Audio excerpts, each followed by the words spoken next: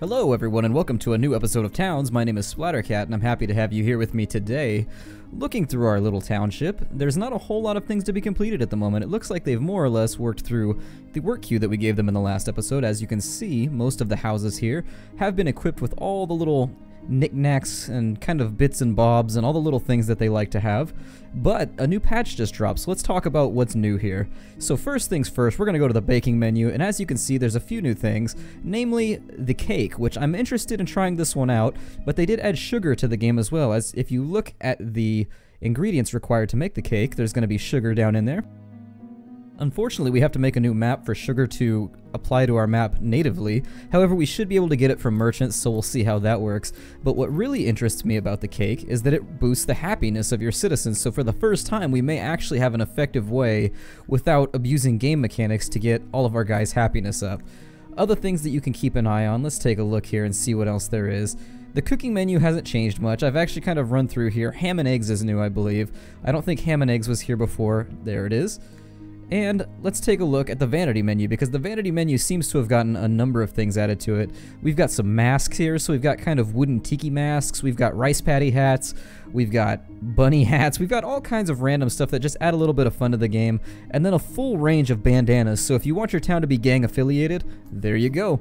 Fit them all out in blue and red and watch them go to war with one another. So let's see what else here I can talk about. They have sorted things differently, so weapons and so forth. There's a new little menu here with extras in it, or special I believe. Oh, other is what it's labeled. And you can make kendo sticks and you can make a number of other things. Bamboo is a new plant that's been added to the game. Unfortunately, that won't appear on our map either unless we restart, and that's really not an option, so unfortunately we're going to have to rely on merchants to get our bamboo. Now that our hauling queue and our work queue is pretty much finished off, what we're going to do now is we're going to continue getting rid of this mountain. I just don't want it here. It seems to be just impeding the course of our game. So until this is all flattened out, I don't feel like I have a really nice space in which to build. You can also notice that the trees are moving now. That's something they added that's new as well. Kind of that effect of a breeze going along. If they add in a day and night cycle now, I think they'll have just about all those nice little aesthetic goodies that I can handle, but for now, when I logged in and I saw that my plants were moving, I was like, oh god, they're alive. But no, it's actually just meant to, it's symbolic of the wind or something of that nature. Just a gentle breeze rolling through our town. I also believe that they added this tile set right here for dirt, although I wouldn't quote me on that one because I may have just been unobservant. I may not have just been paying attention, and it may have been there all along, but I think that's new as well, this little muddy floor tile set. So now that we have that taken care of, we do have our scaffolding built, so I think we should probably start finishing off. Actually, there's some new walls too. Let's talk about those. Let's talk about the new walls, because I haven't even opened this up. So it looks like there's nothing there in that menu, but it said that we have a new wood block. Maybe that was it. Maybe that's the new wood block. And we have a number of new stone walls, I believe they said. Yeah, so we have stone brick walls, and looking through here, everything else seems native except for this limestone block, which is a fluid blocker. Huh, interesting. And then we've got a fluid blocking stone wall there as well. And so I apologize if a lot doesn't happen during this episode. I really just wanted to run through some of the new features with you guys and sort of just experience it. And so it looks like we have a wheat wall, just in case. We have a bamboo wall, which is actually, that's kind of a cool idea. And we have a clay wall now, which is going to be a fluid blocker. And I think that's just a new kind of designation that they've given to some of the walls, whether it stops fluids or not. I heard that it is working a bit more like Minecraft or Terraria now, where liquids actually flow. I haven't tested around with it yet, so I'm not really sure how much that's going to get in the way of gameplay. I'm not sure how well or how poorly that works at this time. As far as I knew before, you could dig straight under and just kind of remove liquids. I think you still can. Add remove water. Oh, we just added. Damn. Alright, so we can still add water. As you can see, that's going to even itself out there.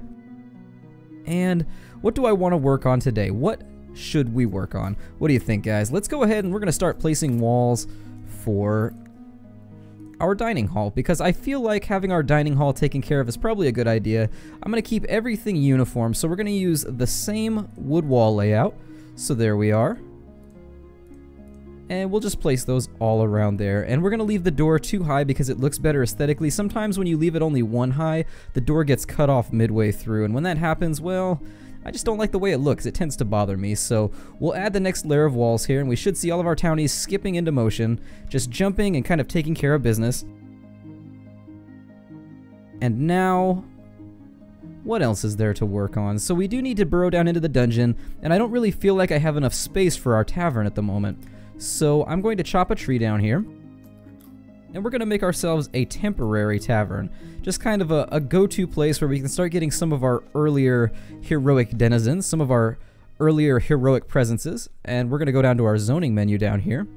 And there's two parts to the tavern. There's tavern rooms, and then there's the tavern itself, the tavern proper.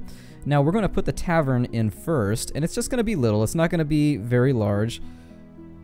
There we are. Let's give ourselves a little hallway, and this is going to be temporary as well. We're actually going to bulldoze this and put in a nicer one later, but right now I just want to attract some heroes. Now I'm not sure how many we get. I think the limit is 3 for our population until we get like a much larger population, but we'll try it out for now, and we'll put in some rooms. There we are, and there we are.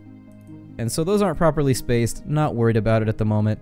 This place is very likely going to look completely different when we get done with it, so we're going to keep an eye on when our heroes show up, and chances are we're probably only going to get barbarians in the early game. We're probably not going to get any really interesting personalities for a little bit. I think Sips can show up at any given time, but other than that, to get some of the other named heroes like Sir Punchwood and so forth, we actually have to be down to like the -4, although I think Sips might require the -4 as well. We had him in our last game. He was fantastic. Once we gave him a reasonable weapon like the golden staff, he was able to just churn through monsters, and once he leveled up, he was just a killing machine. There was nothing that could stop him. Now I'm going to roll through and take a look at my citizens' happiness right now. Alright. And someone said in my comments that 20 is where you need happiness to be in order for new immigrants to show up. And so let's take a look around, and we're going to figure out where our next little area for housing is going to be, because you have to have extra rooms in place before anybody else will show up. And I strongly dislike the layout of this place right here. I prefer to keep them less boxy. This one's going to be kind of a long house. It's not going to look very nice, but I do have some ideas for how we can make everything look gorgeous in the future. And let's keep everybody working just to make sure we get rid of this mountain, because if there's one thing we accomplish this time around, I would love for it to be this mountain just going away and not existing anymore. The other thing that I'd like to do is items do not stack so well in this game. So if you look here, there's only 1 mud there. If you were playing Nomoria or Dwarf Fortress, items stack on the ground. They just replace each other in this game. I'm not sure if they move each other one over. It seems possible. I don't know. But what I need to do is gather up this stone just in the off chance that the stone does not stack and that it's destroying the stone as I dig down. Because right now, before we go down into the dungeon, we're going to have a very limited stone supply. So to set up a stockpile, we're just going to click our stockpile menu here, and we're going to go to raw materials. And I'm just going to set it up right there. And what we're going to do is we're going to pause the game, and we're going to manage the stockpile. Oh, and there's a new management interface. Very cool. So we're going to disable everything. And then... okay, so I got to get a feel for how this works real fast. And so let's make it so that we can have stone in this stockpile. And maybe some mud. Nah, we'll leave mud out. Mud, you're not welcome. Go away, mud. No one loves you. So we'll keep mud on the mountain. Sounds like a bluegrass song. Mud on the mountain, boy. Anyways. Mud on the mountain. Yeah, we need to gather up our stone, though. So hopefully at some point in our hauling queue, they'll start grabbing the stone and dragging it over here to the stockpile just so it's out of the way. And I can finish chopping down, or I guess you don't chop down a mountain, but we can flatten out this mountain a little better. And we won't waste any stone, because until we get down into the first level of the dungeon where we can just kind of... well, there's our first hero, by the way. Oh, 2 heroes have showed up. Probably both barbarians would be my guess. So we've got Walter Pippery, who sounds like a very dapper fellow, and Edmund Bonifant. Oh, we got a third, too. Gandalf de Hooty-Tot. Gandalf de Hooty-Tot, alright. And he came with a spear, so I think it may be quite possible that heroes actually, barbarians may have received a little bit of attention, because as far as I know, barbarians never spawned with weapons before. At least I've never seen that happen, and I've had dozens upon dozens of barbarians show up at my house. So let's look. Construction's almost done over here. And once again, I'm just going to keep a careful eye on my happiness. I think this is probably going to be the last concurrent episode because we do have all of our setup done, but you have my promise as a Let's Player that I won't do anything important without putting it on camera. I am going to try and get every level, every time we go down a dungeon lair, I'm going to try and get it on camera unless a technical issue prevents it, which has happened before. And let me look at my roads menu here. I'm kind of just running through. I actually haven't had a chance to look and see what all of the new stuff might be, so it doesn't look like there's a whole lot of new decorations. Doesn't look like there's any new plants aside from sugarcane and bamboo. Now the sugarcane is something that I'm really interested in acquiring, and it looks like we've got our first caravan showing up, so hopefully, he'll have some bamboo, or actually I think that's the ironmonger. I think he sells weapons, his little steampunk caravan. That's the dwarven merchant. Let's take a look here. So you can press F4 or you can click the button up here when it's lit up to go to your merchant menu, just in case you didn't know that. And let's kind of peruse and see what we have. We have some armor and some things of that nature. And there's iron. So we're going to take all of his iron. We are going to take both of his anvils. And what else do we have here? Everything else we can acquire from the dungeon. So I'm not going to focus on it a lot. And what we're going to do here is we're just going to sell him mud. And we're selling mud in stacks of 10. I love the fact that they've made it so I can shift click and it'll do large stacks of stuff. And we're going to use this opportunity. When it's in the negative, it's a little counterintuitive. I just wanted to cover this. It's a little counterintuitive. When it's in the negative, that's money you're getting. So I think they should do it the opposite way, where it's negative when you're spending money and it's positive when you're gaining money. They may want to think about flipping that around, but if it's in the code, like if it's hardlined in the code, I can understand why they've left it this way. So right here, we're fixed to get 2,600 gold pieces. They added a new interface part where you can see how much gold you have up here at the top, and it's panning my camera while I do that. You can also see how much money you have on this side, along with all the stuff you have. And then on the left side over here, you can see how much money the merchant has. And once you're done, you say confirm trade, and everyone's gonna skip to Maloo. They're gonna jump into action, and they're gonna start moving all of this mud around, so that we can make our money and we get ourselves that Skrilla and we can live large. And as you can see, he's deposited some of the items on the ground here. He'll deposit them as you render payment for them or as you render the trade. So as you can see, people are bringing things, and as they drop chickens and mud and whatever else off, he'll start putting more iron on the floor. So if there's nothing on the ground after you order, don't worry about it. He will, as long as your hauling queue is cleared up and they start moving things around. Another thing to note about caravans is you only get one shot. So the second you click that trade button, it's all over and taken care of. You can't amend your order after that. So make sure you got everything you wanted from the merchant in question before you click that start trading button. And what is this gentleman doing over here? What weapon is he using? Oh, that's the spear. Okay, I was looking at it from a weird angle. I thought he was carrying like a strange black sword. I thought he had some weird epic weapon, but I guess not. I'm not actually sure how he's occupying himself right now. This is probably part of his like barbarian meditation before he goes on to slaughter and shout and headbutt things and so forth. Let's see here. What else can we get done? Now, for the majority of this episode, I apologize, moving all this mud around is going to make for kind of a boring episode. They're going to move mud around last, though. If we take a look at our priorities panel here, or if you hit F3, we can take a look. And as you can see, hauling is at the bottom of the list. So if I assign them to other things like building and so forth, they should do that first. Over here, I'm not completely sure why these walls aren't being placed, but it's probably just kind of the net derivative or the net change associated with the fact that we're moving loads and loads of mud at the moment. So between the mining going on over here and all the hauling that's going to go on to this dwarven merchant, this may be kind of a slow episode, but what is really good is we've got ourselves a little bit of iron now. Now, you're saying that's only 6 iron or 7 iron or however much iron you ordered, Splattercat. How is that going to be useful to us? Well, bear in mind that you need iron to make gold gear, and you need, I think, 1 iron bar per 3 gold for a piece of iron gear. So this iron right here, we can make 6 pieces of gold gear just with this iron that we have. So keep that in mind. Some people like to increase their armor and kind of upgrade their gear stepwise. So they like to go from iron up to spiderite, up to, you know, hobgoblinite and goblinite and so forth. I jump it all together because the risk you run is pretty great. It's always nice to have a ringer. I'll leave it like that. It's always nice to have Rocky Balboa in your corner, bringing the kind of guns and the kind of ammunition. I mean, when it comes to escalation, I'd prefer to be the one who escalates first. So just in case anything happens, I'd love to have somebody equipped with gold gear before anything else. So now we have heroes, so we do have the option now to dig down further. We're gonna take it a little slow. So let's see what happens if we move all that around right now, because what can happen sometimes is they'll dig themselves into a corner, or they'll dig themselves into a pit, and you'll have a number of your citizens fall into the dungeon and end up fighting loads of slimes at once, and this is kind of a risky thing to do right now. However, oh good, we've got our other anvil. That means we can start our kind of metallurgy blacksmithing workshop pretty soon. We don't have a smelter or anything of that nature, but these things will come with time.